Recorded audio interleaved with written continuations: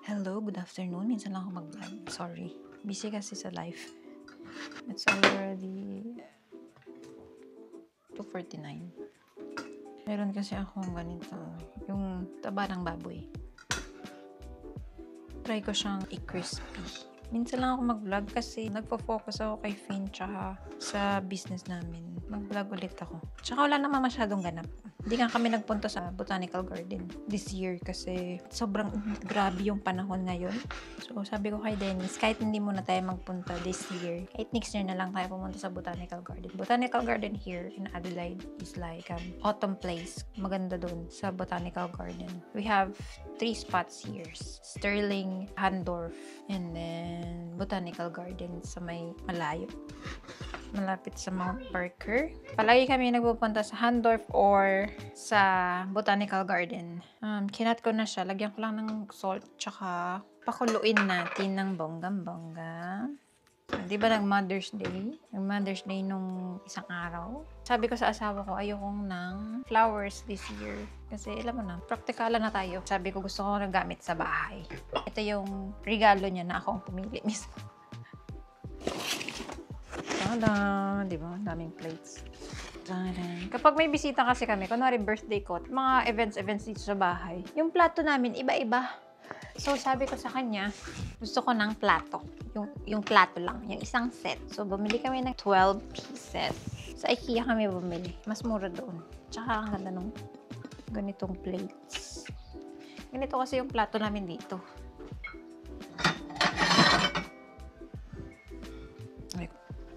Aray, nasaktan ako doon. Sakit.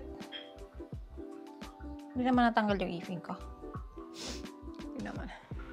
Sakit, nasaktan ako dito. So, ganito yung plato namin. Medyo malaki siya ng konti. Ayan. White. Pure white. Tapos, iba-iba ng style yung plato. Sakit talaga. So, gusto ko pare-paros lahat. Para kapag may bisita kami, hindi iba-iba. Meron pa. Hindi pa nagtatapos dyan. Tada! Ito, yung lagayan ng soy sauce. Mahilig kami sa soy sauce. Nahiligan na din ni Dennis na mag-soy sauce kasi Asian. Tapos meron pang isa pa. Tadan! Sabi ko, gusto kong magkaroon ng lagayan talaga for food kasi every time na may event dito sa bahay or may mga handaan, lagi ako nagluluto ng Filipino food like pancit or caldereta, like that. So, sabi ko, gusto ko may lagayan. Ito na siya. Tadan! Ang ganda niya. Babasagin, kaya medyo naano ako. Kala nyo yan lang? Meron pa. Bumili ako ng 2. Same lang ng size. Ang ganda. May bago na namang collection sa mga bagay-bagay. Kumukulo na pala siya. Nalagay ko na siya dito. So, ito lahat yung mga nakuha ko nung Mother's Day. Walang flowers, but I'm happy. I'm so happy when I received these ones.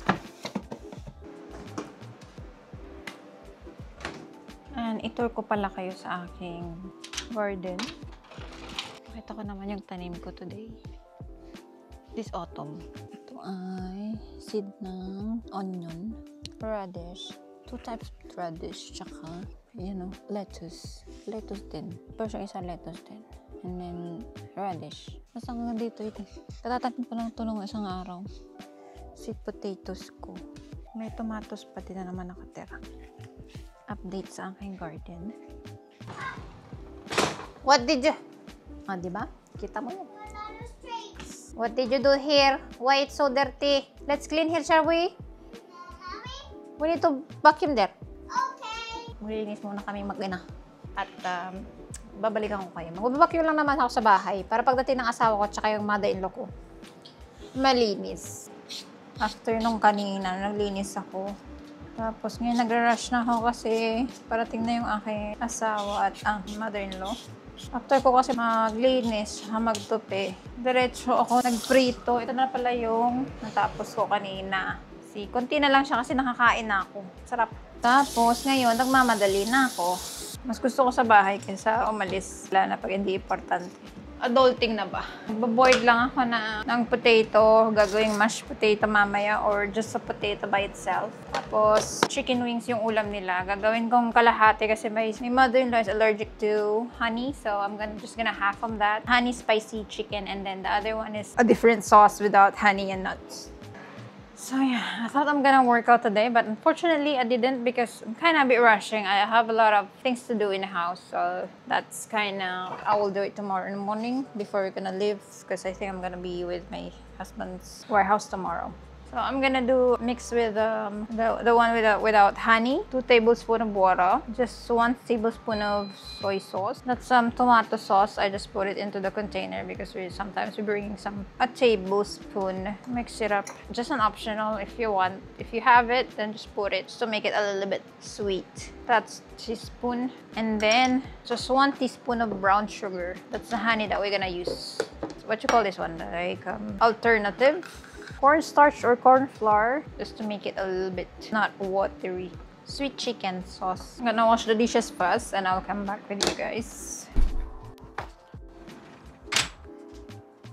Nililigpit lang ako ng labahan. Ginabi na dahil dami kong ginagawa sa bahay.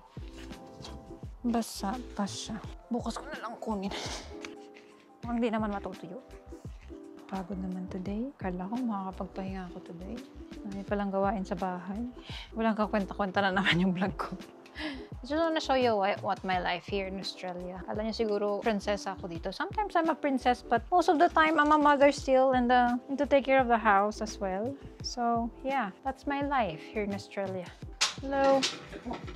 Hi. It's okay. I'm just putting this one. Hi. Tara, tara. Let's do the sweet chicken. Ginawa nating sauce kanina. Okay, go inside the tent. Well, Babushka and Papa needs to eat, so Mama needs to cook, right?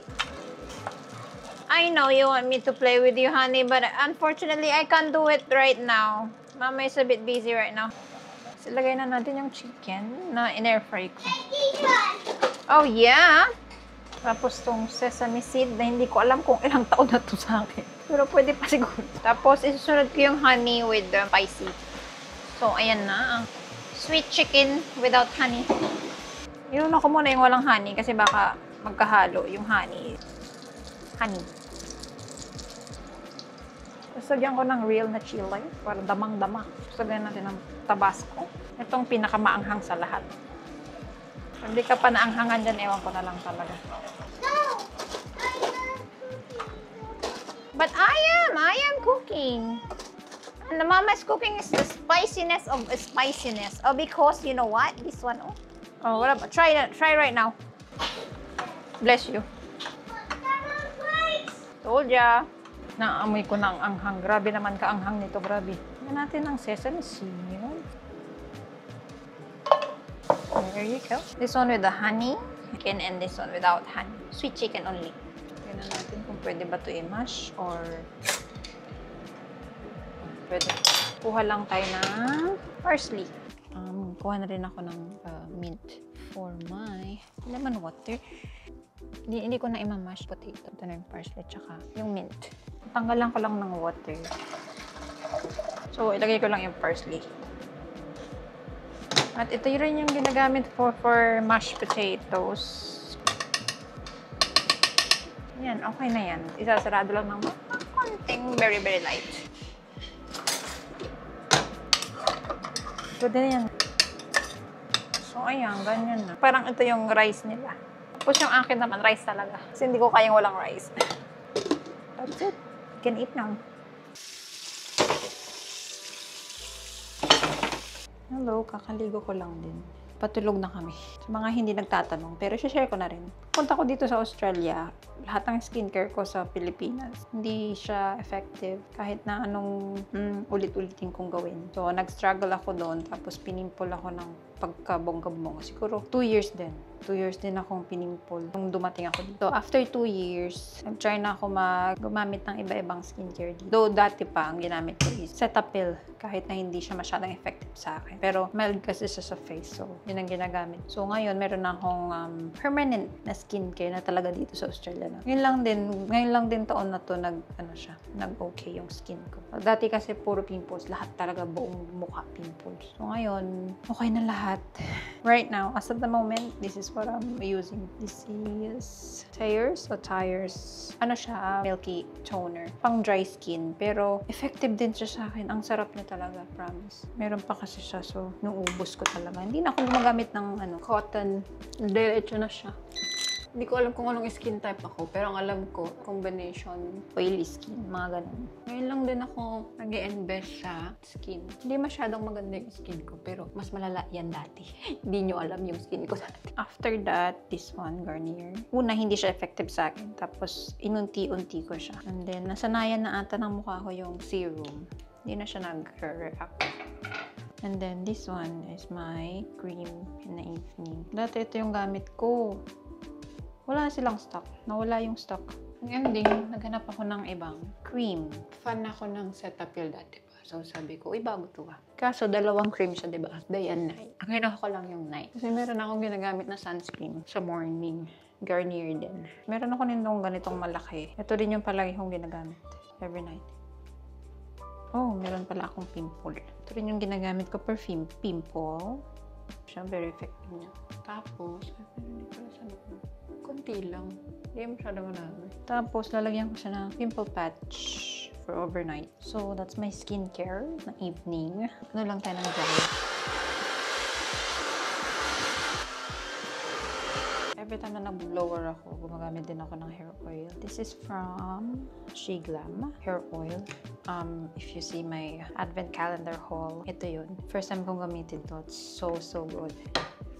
Nakita mo talaga yung difference ng hair mo before and after. Lalo na pag, minsan kasi nagsha-shampoo lang ako. Hindi ako nagpo-conditioner. Ito lang din yung ginagamit ko afterwards. Para mag-shine and smooth and silky ang ating hair. So, there you go. Magaling matuyo talaga ang hair kapag ginagamit ko to. So, yes. Matulog na kami, guys. Inaantay lang ako ng aking anak.